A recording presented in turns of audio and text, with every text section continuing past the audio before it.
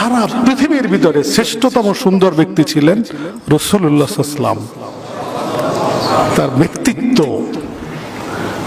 কোন ধরনের সুঘ্রাণ গ্রহণ ছাড়াই তার শরীর থেকে সবসময় সুঘ্রাণ বের হইতো। কোন মানুষের সাথে আল্লাহ রাসূল যদি মুসাফা করতেন, দীর্ঘ একটা সময় ওই যার সাথে মুসাফা করতো তার হাত থেকে ওই সুঘ্রাণ আসতো।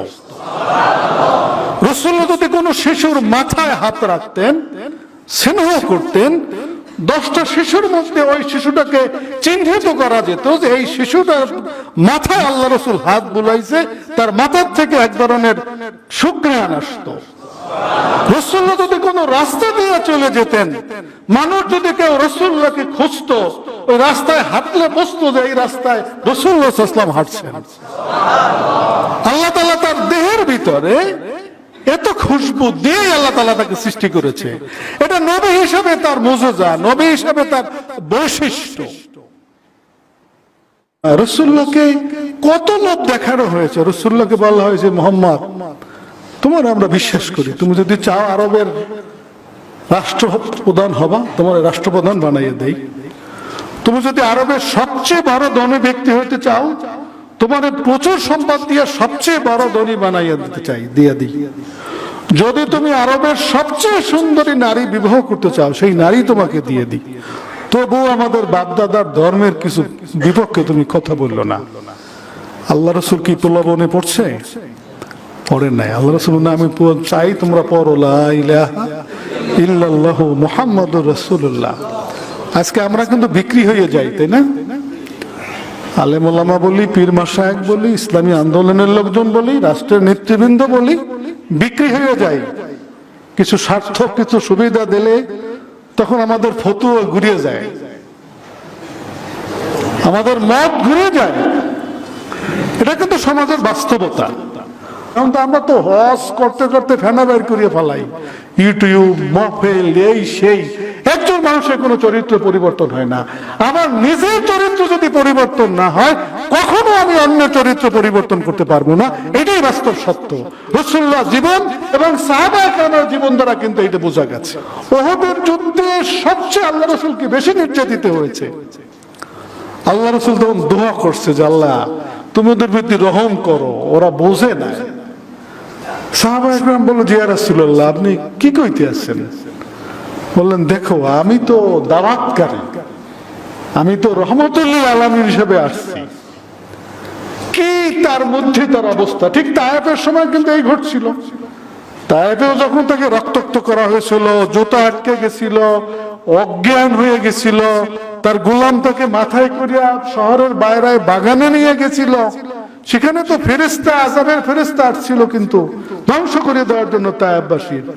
আল্লাহ রাসূল বলছে, আল্লাহদের প্রতি রহম করেন, এরা ইসলাম গ্রহণ না করলেও এদের পূর্ববর্তী যারা আসবে তারা ইসলাম গ্রহণ করবে। সব আবু তালেবের যে পাহাড়, সেই গুহায় সেখানে যাইয়া তারা রইলেন 3 বছর। খানা নাই, ব্যবসা নাই, গাছের পাতা ছাড়া কিছু খাবার ছিল না। একজন সাহাবী বলছেন যে একদিন এমন অবস্থা হইল, খাওয়ার মতো কিছু নয়, একটা শুকনো চামড়া পশুর, সেটাকে গরম দিলাম, গরম দিয়ে পানির সাথে সেটা গুললাম, গুললে ওই পানি একটু খাইয়া কোনোভাবে ক্ষুধা নিবারণ করলাম। ও সময় রাসূলুল্লাহ সহ যারা ওখানে বন্দী ছিল তারা গাছের পাতা খাইতো। ছাগলের, বকরির পায়খানার মতো ওই ধরনের পায়খানা হইতো তাদের। 3টা বছর তারা কিন্তু কাটছে।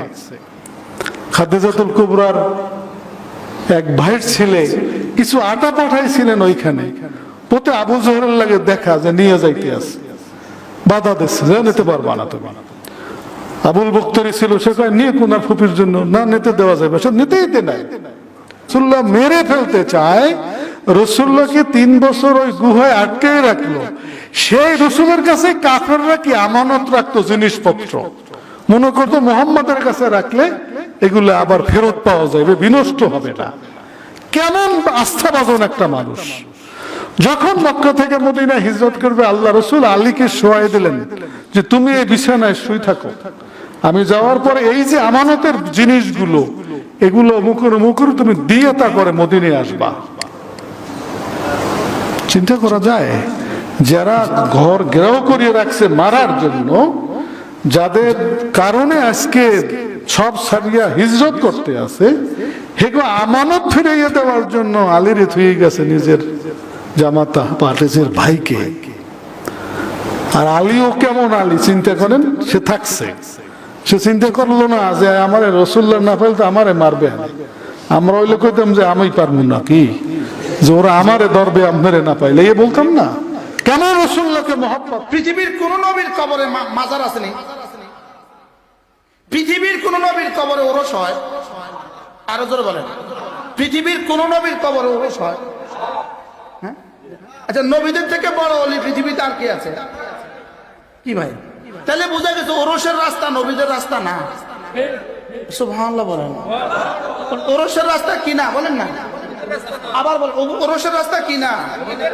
আচ্ছা, ১৬ লক্ষ সাহাবা কারোর কবরে ওরস আছে, তাহলে বোঝা গেছে সিদ্দিকদের রাস্তা কি না, ওরসের রাস্তা না। মন রাগ করে ফেলছেন মনে হয়। নবীরা কাকে কাকে সেজদা দিছে? জোরে বলেন, একমাত্র কাকে? তাহলে আল্লাহ ছাড়া যদি অন্য কাউকে সেজদা দেয়, এটা কি নবীদের রাস্তা হবে? আল্লাহ ছাড়া অন্য কাউকে গিয়ে যদি বলে বাবা একটা গরু দেন, বাবা একটা ছাগল দেন, কি? এরা সারাদিন খোঁজে মানুষের কাছে, সারাদিন খোঁজে মানুষের কাছে, নিজেরা কি বুঝায় আমার কাছে কিছুই নাই, এটা বুঝায় না? বুঝায় না বলেন। আচ্ছা, আপনি একটা ভিক্ষুক মহিলা আছে আপনার ঘরে, মা 4টা চাল দেন, আপনি তারে গিয়া বলেন আমার $500 দাও, জোরে বলেন, মহিলা কি বলবে? পাগল। কত নম্বরের পাগল আপনি? আমি আপনার কাছে চাল খুঁজতেছি, আধা পোয়া চাল খুঁজতেছি, আপনি আমার কাছে $500 খোঁজেন, পাগল। এখন আজকে সারা বাংলাদেশের মাজার ওরা ঘুরি ঘুরি গরু খোঁজে আর ছাগল খোঁজে, আপনি তার কাছে গিয়া মাইয়া ছেলে খোঁজেন।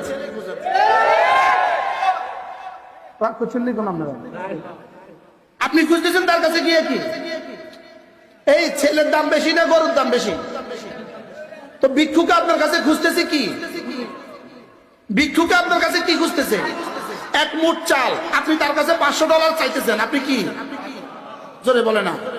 ভিক্ষুক আপনার কাছে 1 টাকা চাইতেছে, আপনি তার কাছে $500 চাইতেছেন, আপনি পাগল না বুদ্ধিমান? তো যেই পাগলে আপনার কাছে গরু চায়, ওই পাগলের কাছে আপনি ছেলে চান কেন?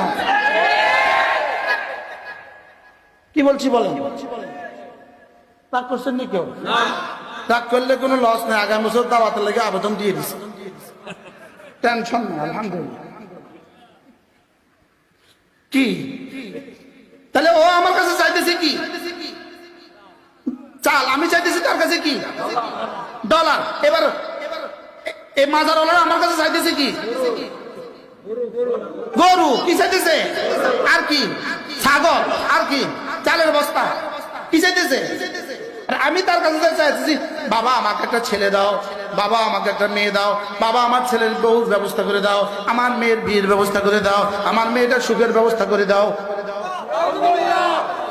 কুকুর বাচ্চা করতেছে পাগল। কি এটা কত নম্বরের পাগল? তাহলে এরা কি সিরাতুল মুস্তাকিমের উপরে আছে? কি ভাই রাগ করতেছেন কেউ? তাহলে সিরাতুল মুস্তাকিম নবীদের রাস্তা, নবীরা গায়রুল্লাহকে ছেড়ে দেন নাই।